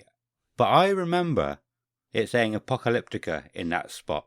And really? And if you looked at it, they had, it showed that they had 45 minutes. Hang on, no. Yeah, it showed that they had 45 minutes, and all the other bands around them had 25. That's what I remember, but apparently they played for 90 minutes. Apparently they played for an hour and a half, I think. Okay. I could be wrong. But yeah, anyway, if you actually looked at it and thought about it, then it would have been obvious that Something iffy's going on here. yeah, why has this band in the middle got a lot longer set than the ones around it? Yeah. But yeah, and again, like I said, I was sure it had Apocalyptica in that space, and because nobody knew who Apocalyptica were at the time, not really. Nope. And so it would have been a treat for them because it would have been obviously Metallica fans going to that stage. Yeah. But that is not what other people are saying, so I could be wrong with that. It could just be whatever their name was that they gave to download. Because it does have Apocalyptica on the main stage here, above Less Than Jake and below Flint. So maybe that's what I'm remembering. Yeah, maybe Apocalyptica did play. They're not on the poster, but they did play, and you're getting that mixed up with the fact that Metallica played the secret show. Maybe. Possibly. Yeah. But yeah, like I said, I was watching Evanescence at the time. No idea what was going on over there. I wasn't the biggest Metallica fan anyway. I probably would have enjoyed seeing it, but I wasn't the biggest Metallica fan. So I probably would have ran. I was like, it's Metallica. But probably would have still enjoyed it if I watched it. But I mean, I enjoyed Evanescence at the time. I loved Evanescence. The first song, when they had the guy from 12 Stones, I was like, this is what rock music has been missing, a band with a male and female singer, this is amazing. Yeah. And then I know so many people who bought the album expecting that, and he's only on the one song. Yeah, that's it, yeah. But I mean, the whole album was good anyway. Yeah, that album's amazing. I love that album as well. Yeah. It's one of the albums that I wish I sang instead of her. Yeah. Because it's so good. It's so good. Everything about it, the melodies, the hooks, the lyrics, the music, is such a sick album. Yeah. Their new one's really good, actually. Is it? Yeah, really good. Yeah, I checked it out the other day. Awesome. And I told Vicky to listen to it, and she loved it as well. So they're still busting out the good tunes, man. Awesome. I thought it was interesting after they became big. Obviously, the record labels or whatever you want to call them, they were pushing Nightwish and what was the other one? Within Temptation. Within Temptation over here. Yeah. But I remember hearing at the time that Nightwish had been going for years and years and years. They had like 8-9 albums out already. They just weren't big over here, but they obviously heard that Evanescence had made it big, so they were like, well, push them out over here as well. And it's crazy how... It was definitely a breakthrough moment for sort of female singers, like you're saying, definitely. Yeah. It's crazy how they can have that much power just to decide what they want to be big, where and when, Oh yeah, that happens all the time, dude. Still happens to this day, I would have thought. Yeah.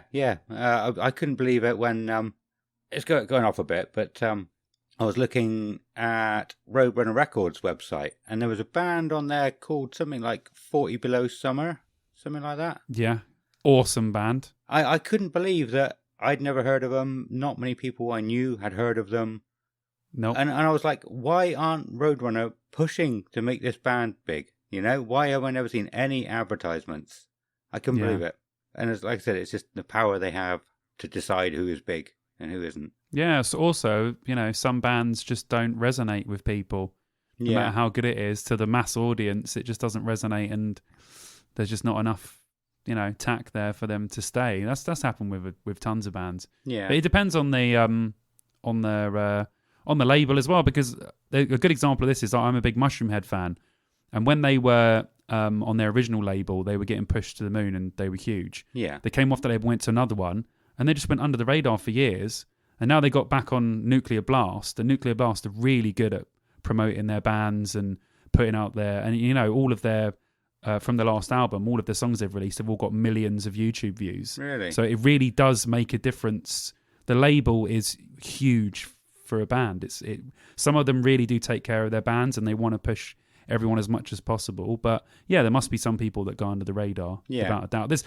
Dude, we should do a section about it one day, because I could talk forever about Roadrunner Records, and there is probably 10 to 20 bands that are on Roadrunner that should be talked about that aren't. Yeah, okay. There's a lot. That's good. Yeah, because I've only heard a few little bits like this and had a few of my own thoughts, like what I just said about 40 Below Summer. And I've always wanted to know more about what's actually going on with the music industry, with record labels. You know, I've heard some awful stories about record labels, and I think to myself, why do bands bother? You know, you can probably make it big. But, I mean, I don't know very much, so I would like to be educated, yeah. So that's one of the reasons why I say in the intro, I want to talk about the music industry, past, present, and future, because I do want to get into that in a big way at some point. Yeah, oh, dude, well, I'll write that down now, because Roadrunner is literally a subject completely by itself, because it's so interesting. All the bands, the phases of Roadrunner, you know, from the like 80s, early 90s, 2000s, and then where it is now. It's where it got sort of driven into all these other little bits of companies and stuff, and then you had like Trustkill and all these little offshoots. They got so big they had little companies off of their own. Yeah. But they had so much to do with so many bands getting big, like Slipknot, Killswitch. When the Misfits came back out, they'd done all their stuff. Machine Head, all these bands that they got absolutely huge. Yeah. So that's interesting. yeah, we'll talk about that. We'll talk about that without a doubt. Here's a fun fact. But yeah, that's interesting. When I said earlier, when I was in a band, our second practice, the guitarist came down with an application form for Roadrunner Records. I was like, that's not how it works. That's really not how it works. Yeah, our second ever that would have been practice. Good. It was crazy. But cool, right? Let's get back to. At least he was trying. Yeah, fair play to him. Yeah. Oh, yeah. Metallica. Yeah, we there's not much to say about them. Hopefully, we'll have this guy come on and talk. Maybe next episode, we'll have a chat with him and see what he wants to do. Yeah, that'd be good to have another insight into the whole Metallica thing, because it was a big thing. Yeah. Big thing at the time, especially. I remember people going mental about what the hell, and like yourself, like, you know, people that were actually there that didn't go and see it because they didn't know it was happening. It's crazy. Yeah, and it became a huge thing though. Like, I don't know if Andy Copping wanted to do secret bands after that, because it was Metallica's idea, but people expected secret bands. So it's that's another topic that we'll have to go into. All the secret bands that they've had, whether they've lived up to the hype or the mystery. Yeah, definitely, man. If he even wanted them, you know. I think if we do eventually get him on, that is one thing I do want to ask him. Like, do you give a shit about the secret bands, basically? Oh yeah, that would be great. I bet no one's asked him that either. No. Yeah, cool. Going down the list though, we said the 80s Matchbox Beeline Disaster. Brand new. They were quite big for a little while, weren't they? They were indeed. Yeah, they still have been. I think they've held their fans the whole time. There's been a few albums that people have really enjoyed. Cool. They fall into the same category. I would put them in as like with In Me. My girlfriend's favorite band is The Used. All those sort of bands, nice. And they just keep, like you said, they keep their fans. Like, they just buy everything they do. Yeah, definitely. I love The Used, you could use as a perfect example for that. I love their first album, and I loved their new one they brought out last year. So yeah, these bands really do keep their fans around for a long time. Yeah. The next one is Instruction. We said them on the main stage. I think they played 2 sets. Who pulled out? I'm sure it says here. Oh, they played twice? Yeah. Oh, yeah. So Chevelle, who were on the poster, pulled out at the last minute, so Instruction played their second set and stepped in as replacements. Fair play to them. Beat Steaks, never heard of them. Nope. Randy, I've never heard of them. Nope. Fabulous Disaster, I've never heard of them. No. But I have thought I would like to get some of these bands on that have just not really been heard of, that have played Download Festival, and just even if they're not going anymore, just to have a chat to them and see how they did after playing Download Festival, if it pushed their career a bit further or what. Yeah, if it just had no effect or... Everybody wants to talk to the big bands or the up-and-coming next big thing, but I don't know, I'm interested to see what the smaller bands have done and yeah, definitely. where they've gone. It'd be interesting. We'll have to, maybe we'll see if we can get some of them on Spotify and have a listen, man. See if any of them were actually any good. Because if they were, some great bands just never get noticed. So there's probably going to be something on there where you think, this is wicked. Yeah. Why did we not know about this at the time? Yeah. Yeah, definitely. So yeah, but overall, I mean, dude, what a way to start off your first. I mean, I'm not sure they knew it was going to go for how long it was going to go for now, but what a great start that is. Yeah, absolutely amazing. And a lot of the bands were bands that were big on TV at the time as well. You know, like I said earlier, you had Scuzz. Well, the second stage was called the Scuzz stage. Yeah, But you had the Kerrang and Scuzz, and it was just all the same bands all the time, like all new metal, and a lot of these bands were massive on those. I remember me and a friend, we recorded Scuzz for about 3 hours once, so we could skip the adverts. So we recorded it on a tape, on a VHS. Yeah, because it was all the same things anyway. It was just like we'll just record it and skip the adverts. Yeah. I remember I had a Kerrang used to give out videos.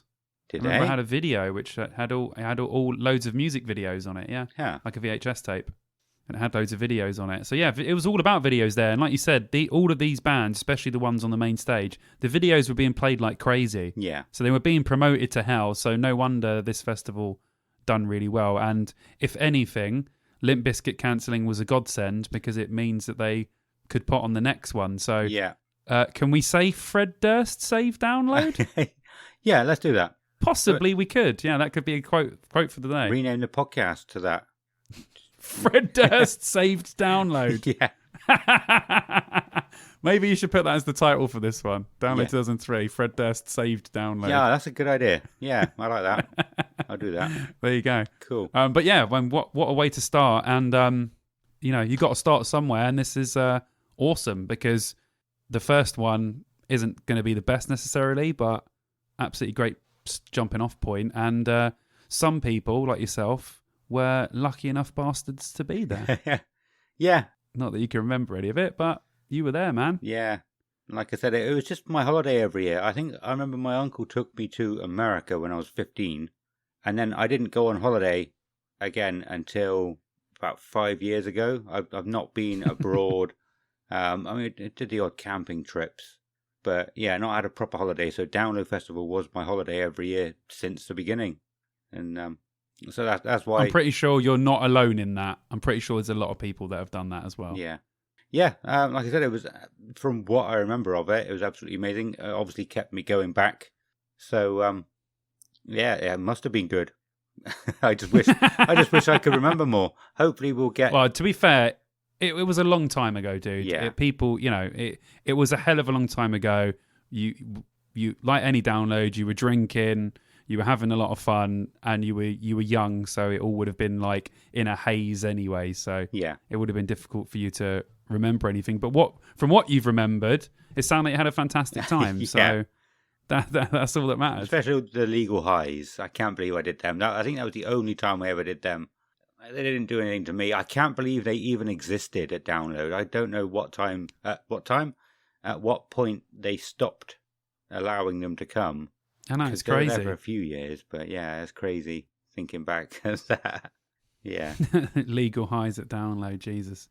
Well, yeah, I'm glad they're gone now. But yeah, great place to start, and an awesome beginning to the thing that we now do an entire podcast about. Yeah. That's how huge this thing got. I don't think they could have foreseen quite how long it would be going for, but just to start off as a festival, absolutely incredible.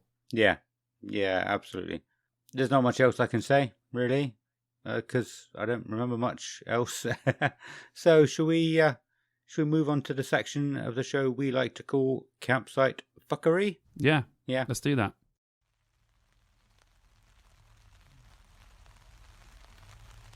There's one story that I have said to you before that I think is worth saying. Oh yeah, so by the way, we didn't get anybody right in again. It's a bit disappointing, guys. Okay. Come on, put your finger out.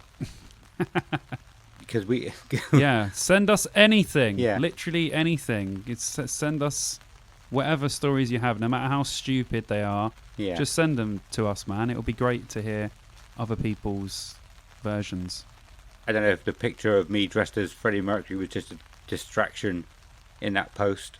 I think everyone was mesmerised by your Yeah. your beauty as as Freddie. Yeah, after looking at it, it took me so long to post it because I looked at it after and thought, I don't think this picture does it any justice how much I look like him. I mean, I do a little bit, but I wasn't sure how much I do look like him. So I was like, am I going to look like a twat by saying, oh, I look like him, and then put a picture up where I don't look that much like him? Oh, no, dude, it was awesome. Yeah. It looked so good. That picture does it. Probably not as much as in the flesh, but it definitely does it justice, Yeah. man. It looked amazing. As soon as I seen it, I was like, oh my God, this is sick. Yeah, my old barber was actually trying to convince me to join like a lookalike company of some sort. I thought about it, but I'd have to have a moustache all the time. I don't like having a Yeah. moustache, and I'll put a bit of weight on as well, which is fine. You know, I'm not putting myself down, but I didn't want to have to keep on top of not putting weight on so I look good for the role, you know. Yeah. But yeah, so it would have been cool, but I would have put a lot of pressure on myself, I think. Yeah, you don't need it. No, and if people come up to me saying, "Oh, can you sing like him?" But no, I can't. No, I can't. I'm a farmer. Yeah, that's the thing, to be fair. If you look like Freddie Mercury, you got to be able to sing, didn't you? Yeah. But yeah. So back to campsite fuckery. The story I was going to tell was about Capture the Flag. So I don't know what year it was. It's irrelevant. But there was a guy that came with us who he made his own flag. It was just a white bit of fabric, I think. I assume it was an actual flag, and he just wrote on it. But yeah, it said Basement Crew on it. And he realised that it had been stolen overnight, one night, and must have been a bit gutted or whatever. We didn't see it for the rest of the festival, but the year after we did, it was so insane. I mean, because you can see quite far, can't you? But you know, there's so many other like campsites that you can't even see from where you are. But from where we camped, we looked over, and these guys had our flag, and it was obviously our flag because he made it himself. You know, Yeah. It's not going to be recreated exactly. No. So we went over to him and said, "Oh, what are you doing? This is our flag that was stolen last year." And they were quite cool. You know, we didn't go over as assholes and like try beating him up or anything. But they had a bit of fun with it and said, "Why don't we play Capture the Flag? So you take it back this year, and the next year we'll come over and take it back from you." I don't think it actually happened, but that was quite fun. It was quite a funny story, I thought. So did they steal it or did they find it? They actually stole it the first time. Yeah. Oh my Lord. Why would you steal someone else's flag that has the name of the camp that you aren't? Yeah. It doesn't make any sense. And then take it the year after. Just keep taking it. Honestly, some people. Yeah. Get your own flag. Yeah. Do you know what I mean? Yeah. This guy spent hours making it. You just come over and nick it. Yeah. That is dread. That is dread. Do you have a story for campsite fuckery this week? I have a story that was mentioned when we went camping the other day.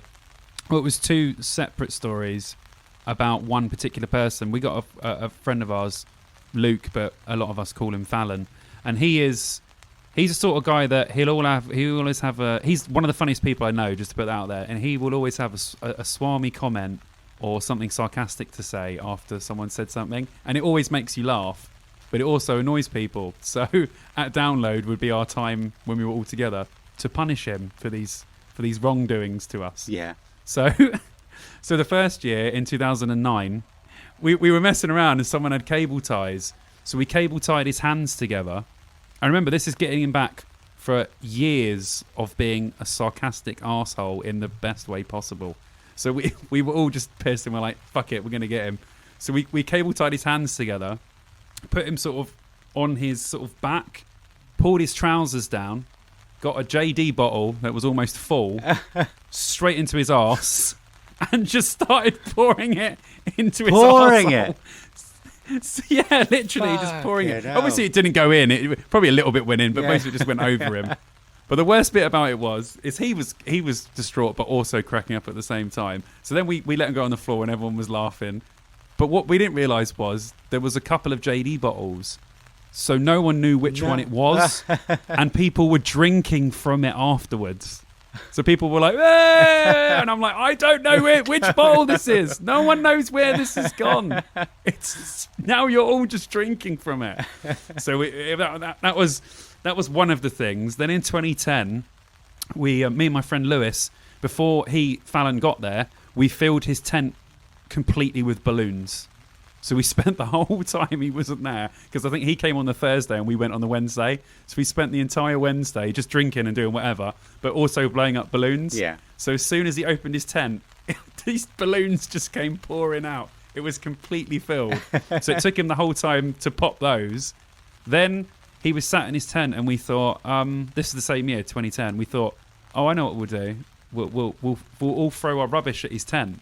So we were just throwing rubbish at his tent. He opened his tent.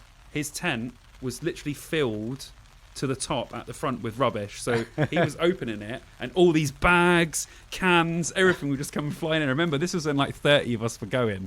So there was just cans and bottles from all directions just hitting his tent. Awesome. And then the final punishment, the same year, was we had like a pool that we put water in and we put beers in to keep it cool. But as the festival went on, people just started pissing in it. Yep. So I think it was my brother and Lewis, possibly my friend Sammy. They got him up head first and were like pretending to almost dunk his head in. I'm not sure if his head went into it. Mind you, this was just completely filled with piss by the last day. I think they were just teasing with putting his head in because we're not that cuntish. Yeah. But yeah, then they just threw him on the floor and he ran off. But we that would be a regular thing. And funnily enough, that was the last time he went to town. Really?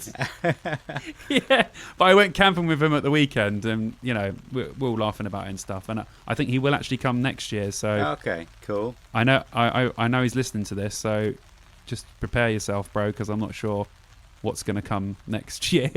I think everyone's a bit more mature now. That was a long time ago. So I'm not sure he'll be punished for his sins quite so much. So yeah, that's my story of Luke Fallon and his download punishments. Well, I have some very similar stories. A guy I used to go with, Sean, I'm sure it was his birthday, but so we filled his tent up with balloons while he was in it. and he woke up, and I'm going to try and do his accent. He's got a Birmingham accent, and he was like, there's so many colours. Another time, we had the pool to fill with beer, and people were pissing in it. And we had a Lewis and a Sammy. I'm sure we did that year as well. So oh my it was like, God. Are we going with the same people? And we didn't even know each other. I want to say that was 2013. I think Lewis. I think Lewis listens to this. Lewis, if you're not listening, I'm gonna tag you and tell you, because it was Lewis who made the flag. So I'm gonna tell him that I talk about capture the flag anyway. So Lewis, you are listening. I'm sure you are. Where the fuck was I going with that? Oh, I did all that rambling about how I'm going to get Lewis to listen. You were talking about stories about punishments. Yeah. No, I'm going to ask Lewis. I can't remember. I'm going to ask him if he did come that year, because I'm sure. I think it was 2013, and we camped in Red, and there was like 2 tracks, like from a vehicle going through our campsite, where obviously they'd gone through it while it was really muddy and it had dried, but it had left these 2 like really big indents in the ground. I'm sure it was that in Red. I don't know. Anyway, it's quite irrelevant. I don't know where I was going with that. Shall we start to wrap it up? Yeah, start to wind up. Yeah, wrap it up, man. Cool. I think we've actually had quite a successful chat about 2003. I was dreading this episode, because I thought we're only going on my memories, and but we've actually managed to get quite a good episode from it. No, dude, it was the first one, so there was plenty to talk about, and loads of other little tangents went off. And I'm sure, just like we said about all the other years, we'll remember stuff later on, or we'll find out information later on about these years, and we'll come back to it. And like you said, other people will have different memories, so it would be great if people sent something into us of their memories of this year to help us out in further episodes. That would be awesome. But yeah, it was wicked, man. I enjoyed talking about it. I didn't even go to the next one, but I'm still going to enjoy talking about them. So, and I managed to have 2, I think it was 2 memories come back to me during recording. That's what, see, these things will trigger some memories in you. Like you said, you didn't know we mentioned a name and you went, oh my God, I remember that. This triggered something in my mind. So yeah, it's all good, man. Awesome. It's been great. So it was good. Yeah, if you have any stories, we'd love to hear them, whether it's for campsite fuckery or not. And yeah, we should probably wrap up the show generally here, shouldn't we? Because it's getting late. Kelly probably wants to go to bed. Yeah, thank you all for listening. Next week we haven't discussed what we're going to be talking about yet. You said you might try and get I'll ask Leader. I'll ask Leader when he's free. Yeah, because we went to download from like 7, 8, 9, 10, me and him together, and then at 16 he played. Really? So that's awesome. We can talk to him about pretty much everything. Yeah. And then, he'll have a lot to say on the music industry as well. So. Oh, that's good. What do you call him? Leader? Adam? His name's Adam, but call him Leader. Yeah, Leader. Yeah. I think you're going to become my friend too. So, I'm looking forward to that. Yeah, definitely. You've obviously got Bloodstock coming up, so we'll have to have a couple of episodes on that as well. But definitely, we're not sure exactly where we're going with this. It might be, chatting about Metallica, chatting to Leader, chatting about 2004. It's all coming up. I'm probably going to try and get a timeline worked out, but we won't stick to that. I know we won't. So no, it's fine. So it's fine. Yeah, cool. If you want to reach out to us with anything you've heard on this episode, whether that's stories for campsite fuckery, anything we've missed out from a particular topic, any corrections, feedback, or any suggestions for topics you want to hear about, then you can reach us on these platforms. We're on Facebook as Dear Download Podcast. We're on Twitter as the same, Dear Download Podcast. You can email us at deardownload2003@gmail.com. Simon, do you want to tell people where they can find you if you want them to find you? Yeah, you can get me on Instagram, Fonzie_Simon. And obviously, I do the whole YouTube thing as well. So if you just type in Simon Bond, it should come up with my YouTube channel. So you can check me out on that. Awesome. And anything you want to say before we go as well? No, just thank you very much for listening. And that was fun talking about 2003. But yeah, it's going to be interesting to see how many memories this evokes from both of our minds when we get further down the line. Yeah. But again, thanks to everyone who liked on Facebook, because we keep on getting likes. And it's great. If you could share the podcast, that would be fantastic. And just tell us if you've enjoyed it. It's always nice to have interaction, or tell us if you think it's rubbish or whatever. Yeah. Do you know what I mean? Just some interaction with us is always good. And we're just looking forward to see where it goes. Number 3 in the bag. Boom. Yeah, definitely. Like I said, I was nervous as hell about this one, but I think it's going to be all right. So, it's all good. Yeah, cool. It's all good with it. Well, that's everything for this episode then. So it's goodbye from Simon. A goodbye. And goodbye from me. Goodbye.